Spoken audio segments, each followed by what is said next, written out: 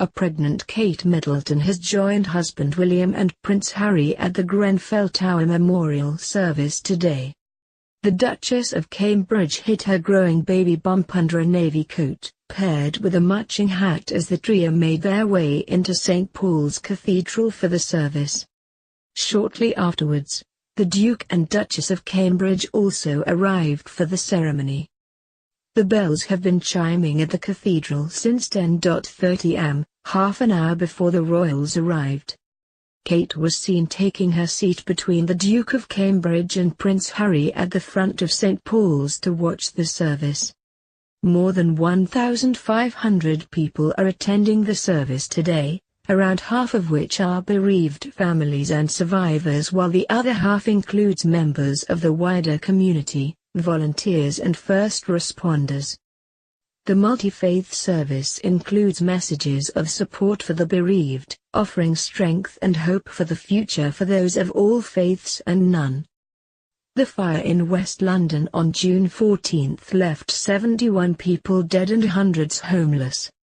Voices of those affected by the blaze were played out in the cathedral, with stories from the moment they realized the tower block was on fire. Some mourners bowed their heads, clearly emotional as they remembered their loved ones. Others held pictures of those who were killed by the blaze.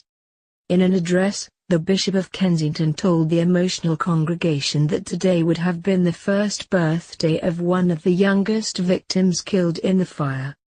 A banner with a Grenfell heart is being displayed in the Dome building, while the Ebony Steel Band, the Portobello Road Salvation Army Band, an Islamic girls' choir from the Al-Sadiq and Al-Azhar schools, and the St. Paul's Cathedral Choir are performing.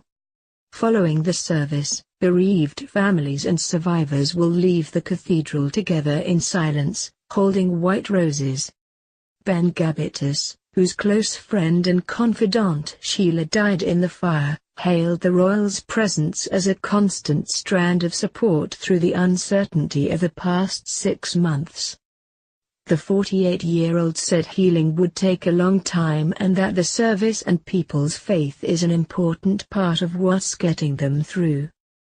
Mr. Gabbitas said he had been immediately struck by the way the tragedy touched the nation, praising the almost immediate spontaneous, visceral response of people wishing to help. He said, another unifying force was the presence of the sovereign, which seemed almost immediate again in terms of they hardly needed to be consulted. I think the nation at that point appreciated her being present, and particularly William and Harry, and I think that was a unifying force of which there were no politicians who managed that. The royals' numerous visits to the community since the fire formed a thread which has led to their presence at the service, he said, adding, "That is wonderful that there is recognition at that level, and as I said it was one of the only unifying forces, and at these times I guess we are more thankful we have a royal family and its place within our society." The Queen and the Duke of Cambridge visited victims and community centres just days after the tragedy, and both the Duke and Duchess of Cambridge, and Prince Harry, have supported countless projects since in a bid to help families and survivors.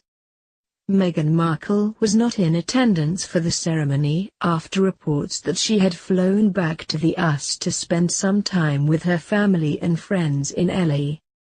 She has returned to London this week, and will join Harry, the Queen and the rest of the royal family at Sandringham on Christmas Day. In a break from royal tradition, the 36-year-old US actress will also join members of the royal family making the annual walk to church on Christmas morning, despite the fact she is not married to Harry. She and Prince Harry are expected to stay with William and Kate and their children in their country home on the Sandringham estate and a hall over the festive period.